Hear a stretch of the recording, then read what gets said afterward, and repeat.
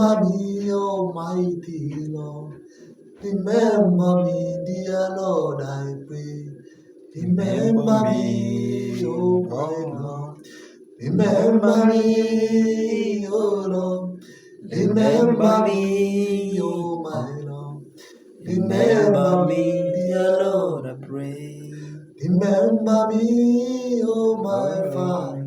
Remember me, oh Lord. Remember me, oh my Father. Remember me, dear Lord, I pray. Remember me, oh my Lord. Remember me, oh Lord. Remember me, Almighty Lord. Oh, remember me, dear Lord, I pray. Let's pray. Ewe Mwenyezi Mungu, muumbaji wa mbingu na ardhi na vyote vilivyomo, tumefika mwisho tamati wa mafundisho yetu katika siku ya leo. Angalia wapendwa wako wenye wamekusanyika siku ya leo, wameacha kazi zao, wameacha waume zao, wameacha wake zao, wamekuja nyumba yako kupokea jina lako Yesu. Baba, niwatamkia baraka zako. Kuna wale ambao hawana chakula wakienda nyumbani. Mungu, naomba ukawatualizie Yesu, ukapata kuwapatia, wapate kupokea simu za mafanikio, wakapata kupokea simu za kazi wenye hawana kazi. Mahali popote waliapply kazi, Mungu wapate kupata kazi. Mahali popote walipoenda wakakataliwa, Mungu wakapate kibali. Mungu, I speak this, Lord, I decree and declare, Lord, through the mighty name of Jesus Christ of the Lord. My Father, hao watu wengine wameacha kazi zao, Mungu wameacha biashara zao, wamekuja kwako kwa sababu wanajua kwako kuna amani, wanajua kwako kuna kile wanachohitaji.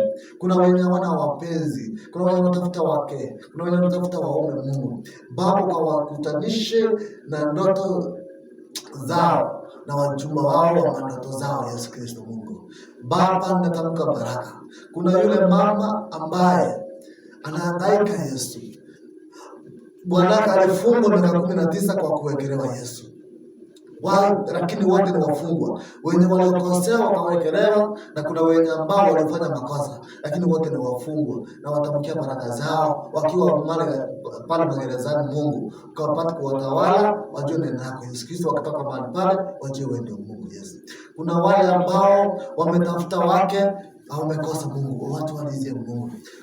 Kuna wale ambao wanapitia changamoto sana. Kuna mtu ameroa Mungu, kasema, wakatamuka, wakaenda kwa waganga kwa mambo kufanya mambo zao, wakasema huyu kijana asija kaoa, na hata akioa hawatakaa.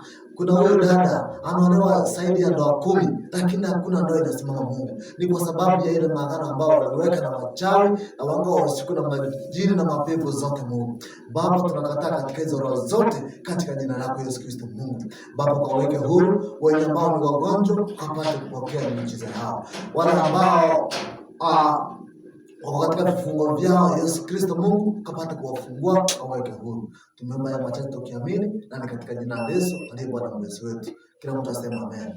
Amen. Amen. Thank you so much. Let's see you next time. Our church is in Nairobi, Kenya, Kayole. When you reach Soweto, you can contact our numbers. Our numbers is 0795 165 999 95 165 999. Another number is 0725 721 645. You can reach us if you need prayers, if you need guidance and counseling, whatever you need, we are there for 24/7. Our services start from 8 morning till 2 p.m. So feel welcome, be blessed. This is Holy Pillars Ministries by Apostle Hezbo Mbaka. Adios. Shalom. Shalom.